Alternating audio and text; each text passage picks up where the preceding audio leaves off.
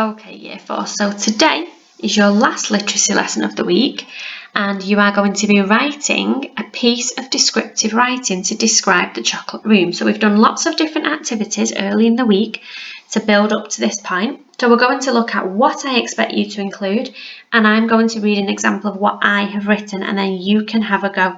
I would be expecting you to write for probably about 45 minutes. And remember, if you have checked it within that time, once you've written it, you need to go back and check it and make sure that everything makes sense, your punctuation's correct, your spelling is correct, and I would love for you to send me these so I could have a little read. So, I want to see that you have used neat handwriting first of all. Expanded noun phrases. So if you are unsure of expanded noun phrases, go back to the lesson earlier in the week and have a little look at it again. Fronted adverbials, conjunctions, correct punctuation and spelling, powerful verbs, and description based on your senses. So I'm going to read mine and then we're going to see if we can spot if I have used everything. So just listen carefully. As you saunter up the red carpet with anticipation, nothing could prepare you for what is about to happen. The grand door opens in what seems like slow motion. The scent of chocolate is overpowering as it crowds your senses.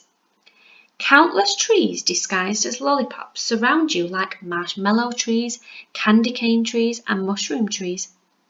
Whilst you cannot take your eyes off candy and chocolate, your ears are pricked by the sound of a gushing waterfall. However, it isn't any ordinary waterfall. It is a hot, melted chocolate waterfall which produces only the finest chocolate. More to your surprise, no other factory in the world mixes chocolate by waterfall. When Mr. Wonka informs you that you can eat anything you'd like because everything is edible, even the grass, you are left to roam the atmosphere freely. Some will indulge instantly, whilst others will think carefully about how much they are consuming. It's the overweight indulgers that ought to think more carefully about what they're eating. Just before you intend to devour the masses of sugar, a sound of intense drilling will draw your attention to two peculiar characters, Oompa Loompas. Although it isn't long before you'll lose interest and set off exploring again.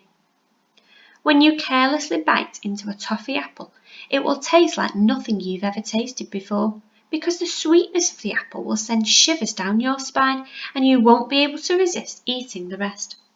The question is, would you want to take your friends here? Would you be prepared to share? Okay, so let's have a little look at what I have used. Things that you could magpie.